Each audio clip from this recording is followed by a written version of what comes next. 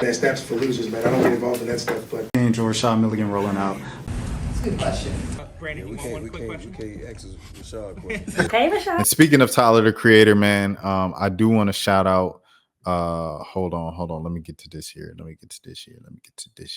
give me a second. Let me see. Oh, here we go, right here. I want to give a shout out to this is Fandom Phases.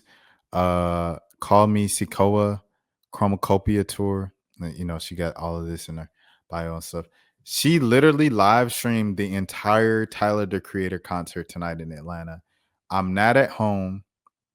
I'm actually, you know, still over you know, where I'm at right now in the South and stuff like that. And but I'll be home later. I'll be home in a couple weeks. Yeah. I was trying to find a safe way to say it, but I'll be back home in a couple weeks for a weekend and stuff like that. And but you know, things like the Tyler Creator concert, y'all know, like I went to a lot of Tyler shows and stuff like that in the past. His like one in Atlanta, Call Me If You Get Lost, then in Philly for the Made in America festival, Jay-Z's a couple years ago, the same year. And then I saw him for Chromacopia pop-up tour. Not even the tour, but it was just a pop-up show, the $5 show in Atlanta. So I saw Tyler enough, and those prices were something crazy. So that plus the travel that I now need to get there and back, I was like, you got it, Tyler. But there's a lot of memories, a lot of great people. Well, I'd say one particular person, amazing person, and kind of everything like that really influenced my life, and it was a chapter of my life from this album that I'll always associate with that album. And he performed New Magic Wand. So hey, I asked for New Magic Wand because like I was talking to someone and we were talking about the set list, and they were like, man, he took New Magic Wand off. I have to see that in person. And I was like, I got you. I'll just tell him to add it. So I tweeted him, hey, can you please add New Magic Wand to the set list? And it was added to the set list, and you performed it in Atlanta. I was so happy. I appreciate Tyler. He seems like a man of the people. He put on a great show, great set list. And once again, thank you for uploading, then doing an entire live from your phone or whatever on Twitter. Like, I really appreciated that. And also, shout out to Tyler for not being like just gatekeeping, like people posting his shows and stuff like that on the internet. I feel like personally going to his shows and watching, I watch all the live streams. So if he's at a festival like ACL Fest or Coachella live stream or Vlognaw live stream, regardless of how many times you watch the streams and like, you know, you learn the set and his kind of live variations of songs and stuff like that, going there in person and feeling the energy is totally different. Two totally different things. So salute to Tyler the Creator on that. While I'm on the topic of music, the new song I'm listening to this week is the song from Cuzzosx featuring Tony Snow. I don't know the name of the song, but it's hard. I think it's Fajitas. And it's like, who ordered fajitas? And then the music video is Buddy's in there, and Buddy's like, can I get fajitas? And they said, who got the fajitas? And Buddy was like, me. And it was funny. I liked it. Tony Snap, I think he understands like how close like Cuzzosx are. Like Cuzzosx, first of all, I got hip to Cuzzosx from On the Radar last year. I believe it was last year. And I was like, yo, they hard. Like, I went on a little binge, started watching their music videos.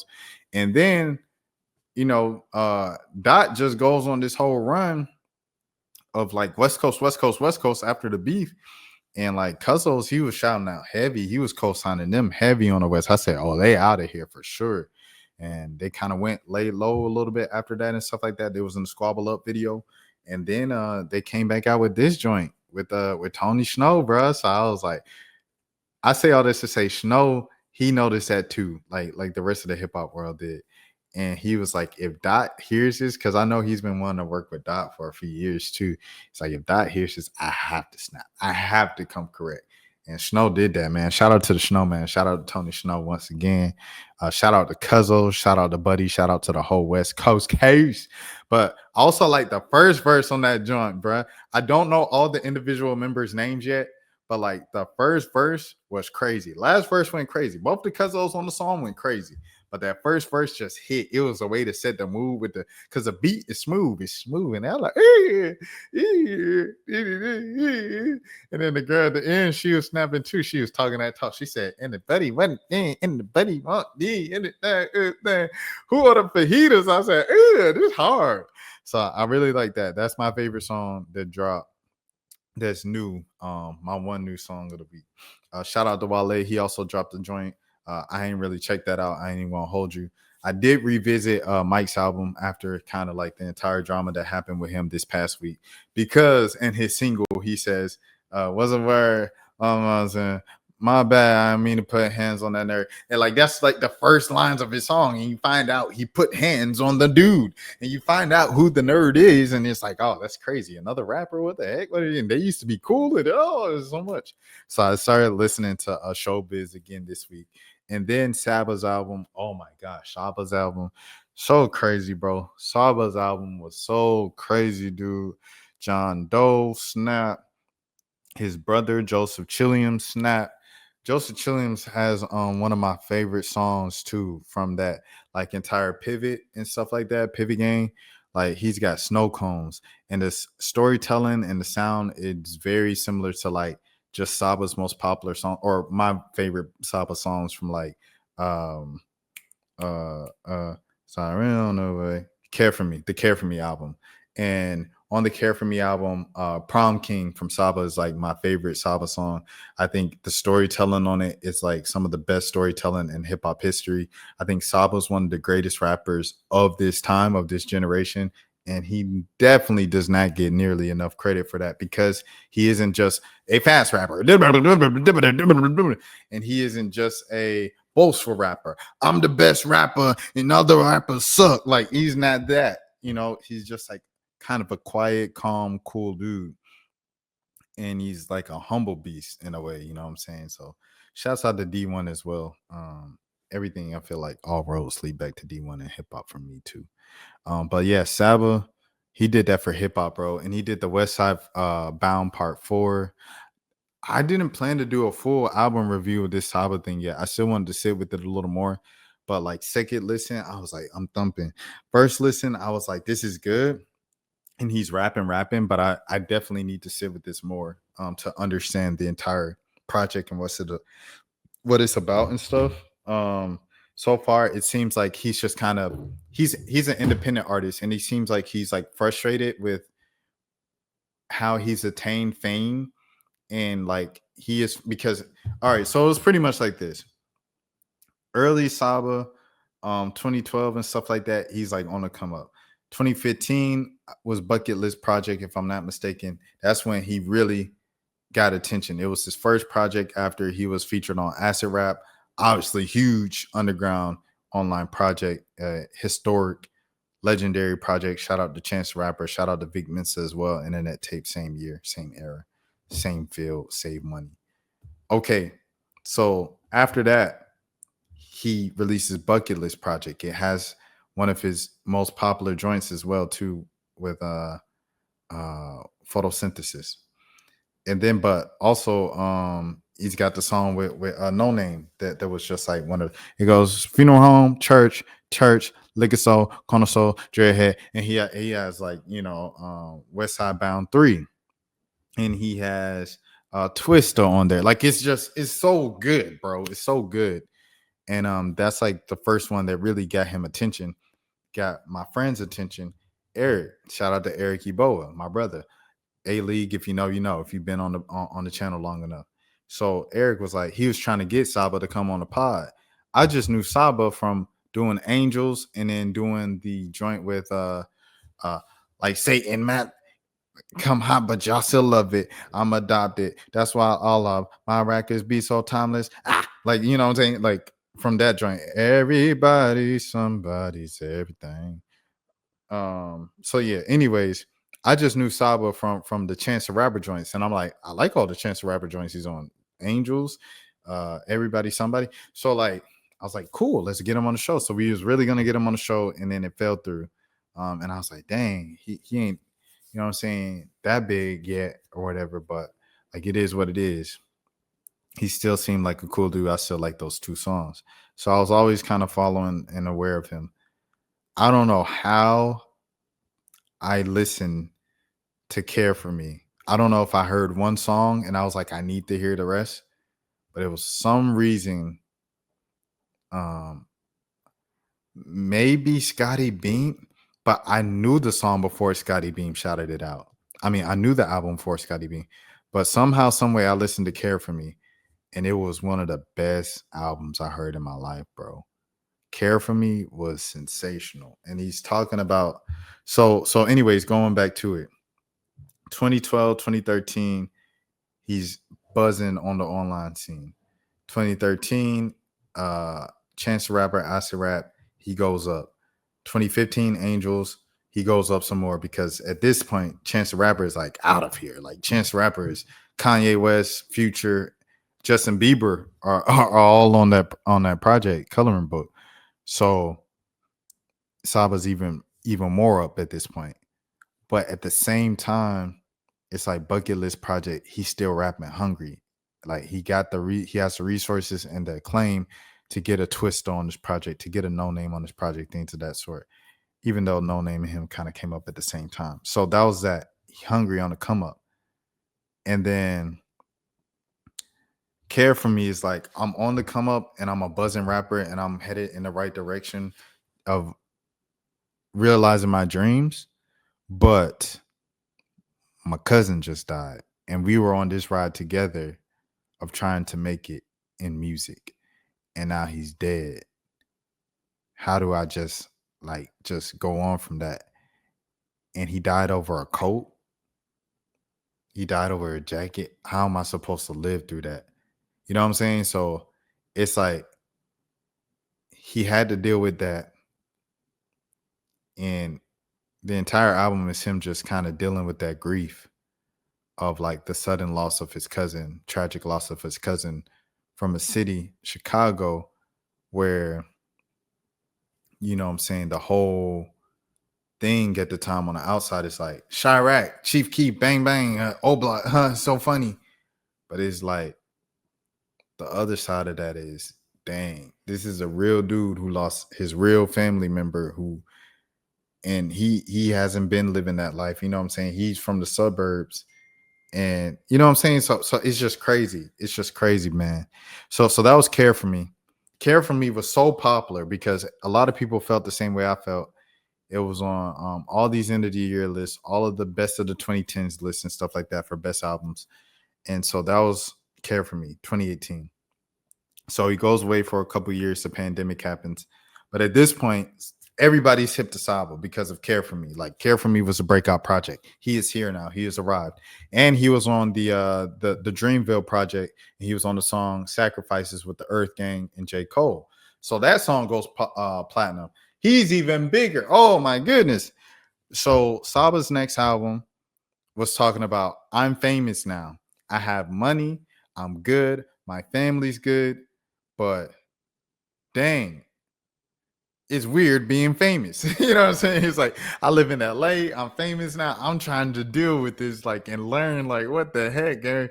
How do I deal with this fame? What do I do with all these lemons? Right. So that's him, right, on the last album. And I believe that was right when we got back outside. So that's probably like 2021, 2022. He comes back with this one. And this one is like, okay, I've sort of plateaued at this area where people know about me, but I'm still not J. Cole. I'm on songs with J. Cole, but I'm not J. Cole. I'm on songs with Chance the Rapper, but I'm not even Chance the Rapper. And all due respect to Chance the Rapper, Grammy Award winning Chance the Rapper. I'm still kind of like plateaued here as an independent artist. And I've been snapping and rapping my behind off since 2012.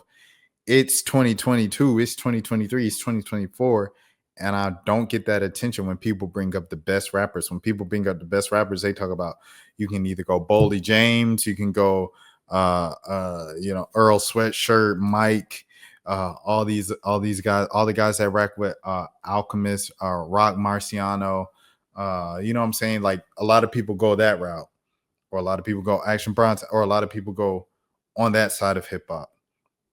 Or some people go Jid. Who's some other guy? Well, I would say Suave and Ben Riley and Marco Plus. Like some people go that route, but then it's like nobody, because they're the hard lyrical dudes. Ruben Vincent, all those guys, like real rap, yeah. Chris Patrick, real rap, yeah. That's what we do. We spit. Samara Sin now, you know what I'm saying? Dochi's and Sminos and like the real rap underground. Like we keeping it alive for sure. Dalen Gideons. And then you have Saba. And no one mentions Saba when they're talking about who are the best rappers just out right now. Some people go mainstream. Some people name some of the people that I just named in the underground and stuff like that. And he's frustrated with this because he's been rapping his behind off for 10 years and no one's acknowledging how he can rap. Like people will say, oh yeah, Care For Me is one of the better albums. And I like Saba. I like his art. But Saba be rapping, bro, on every single song. And he doesn't really get his credit for that, bro. So this is just him venting about that in this album. That was like kind of my main takeaway from it. First listen and stuff like that. And like I said, this wasn't intended to be my full album review because I kind of wanted to give it its just due. But this is just kind of like a little taste of it, just in case I don't return to it. But yeah, he had Sadiq on it, you know what I'm saying, and Kelly Rowland. Smino went off. Smino was rapping like he was mad that his last album came and went because it was like I liked his last album, but it was a lot of kind of like relaxed music, like chill vibes and stuff like that. And I thought with Samara Sin and a lot of the people that he was kind of teasing to be on the album, I thought he was really gonna be rapping for real. Even with like his freestyles, and stuff like that. I really liked the freestyle he did over Beyonce, Me, Myself, and I. Thought it was gonna be a lot rapping, but it wasn't. It was just like more chill, Smino, cool, and stuff like that. So I didn't really revisit it much, and I didn't see many people talk about it as much as they talked about the last one, right? Like when they talked about the last one, the one with He's in the Field or whatever, and a bunch of afros are picking out their hair. Like that album was talked about all that year and like the entire next year after that. That album was talked about for the next 2-3 years, you know what I'm saying? And most of Smino's albums are talked like about like that. But his last album, it was like people just talked about it for the weekend and maybe the first month it was out and that was it. And I think he kind of took that personally. I mean, he rapping like it on this album, on this Saba album. Who else I want to shout out? His cousin. I ain't know that was his cousin, bro. John Doe. I ain't know John Doe was his cousin. And she has a song with Saba a couple years ago that I really liked during the pandemic. It was like, OMG, he running on our newsfeed like who she? Running on a movie, ride it like a movie. Wow, Chef Kiss, that I mean, that's a movie. Like I really like that song. And yeah. So anyway, she's snapping on this album on her verse and stuff like that. Dope features, A-list features, everything like that, because he was recording this at Raphael Sadiq's studio in LA, and a lot of people are coming through. As he said on that good-ish interview and stuff like that. Shout out to Annabelle for the interview and stuff like that. But he was just saying Kelly Rowland was just coming by, listening to some stuff, and eventually he asked her to get on it. And she did. So he got some A-list features on here and great rapping throughout, solid quality rapping on each track. You can bet like you don't have to worry about him having some solid rapping. Other people is like, oh, I'll take this track off for the thing. I'll take this track off for that. Like Logic, he came out with the Playboy Cardi album. I don't know if it released yet, but it's supposed to come out with that. And that's just for him to get out his fun stuff because Bryce, the hip hop fan blogger, the person on Twitter, he put Logic on to Playboy Cardi sound and stuff like that. So he wanted to make a whole vampire album. And but with this, you don't have to worry. Like Saba doesn't waste a bar, bro. He raps his behind off. That's why, like with Tyler the Creator, going back to Chromacopia, one of my favorite songs, if not my favorite song, might be No, it's like him. But beyond that, I'll say I hope you find your way home because he's rapping his behind off on that jump. Like it's like this hip hop stuff to me means something, man, bro. Like it means something, bro. And like when people be rapping, it means something to me. Like I was listening to LES from Childish Gambino earlier today, and I'm just like, dog, like this man does not get his credit as a hip hop artist, bro. He does not get his credit. And that's from an album that a lot of people just wrote off as cringe. And I'm like, yo, he's rapping, bro. He's rapping, dude. The storytelling in LES was crazy. He doesn't get enough credit for his storytelling abilities. You think about Not Going Back, where he told the entire story about writing the song for Rashida Jones because he called her mix like the crowd at this last show on his previous mixtape, Dakota. Like, he's rapping. And then the whole Drake diss and the Yoshinoa and the last, I was like, yo, Bando Stone really growing on me, dude. Bando Stone in the New World. This album is sensational, dude. Like it grew on me so crazy because I was like, it had high highs and low lows. And I just kept listening to it and just giving it a chance instead of just skipping the songs I ain't like. And I was like, yo, I think I get it now. Like the low songs, like it's good, bro. They good, man. And I feel like they're gonna go even better with the movie if the movie actually exists, Donald. But yeah, man. I just appreciate this hip hop stuff so much, man. And I love when rappers rap, and I feel like a lot of rappers is rapping right now. You just got to go and find it. You know what I'm saying? You just got to go and find it, but it exists. So shout out to Saba, bro. If I had to rate the album right now off top, see, it's difficult because I would give it. I feel like quality wise and rapping wise, it's a 9. Like, cause he don't miss. But at the same time, it's like, okay, replay value. All this week, I wanted to listen to different music for real, after I listened to his album twice. So I had to be real with myself. And I'll probably say probably about an 8.5, 8.6 right now, as of right now, when it first came out. But like, dude is rapping. It's like some elite level rapping. I'm just saying this right now because I'm just not replaying it individual songs that much yet. Shout out to Maddie McFerrin, man. She just did a Tiny Desk too. Shout out to Maddie McFerrin, bro.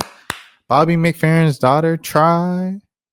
But I ain't got the time to lose on you. And then like Saba chopped that up or whatever, or No ID chopped that up. Shout out to No ID.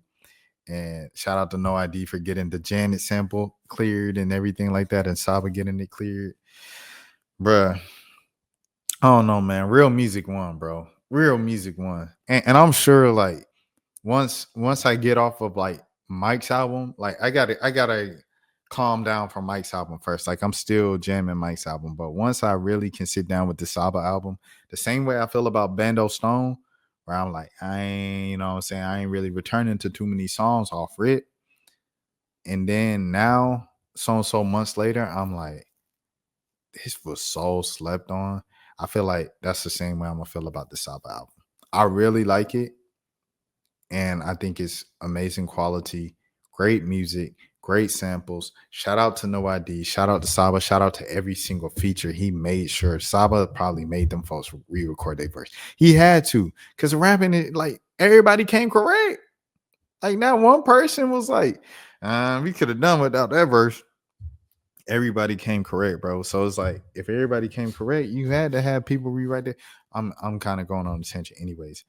I'm saying all this to say, as of right now, I'm just not replaying it, and I feel like if I'm not going out my way to replay something, then it's like, dang, all right, how long is this gonna last? And that's the only reason why it's not just a solid 9 or something above a 9 right now.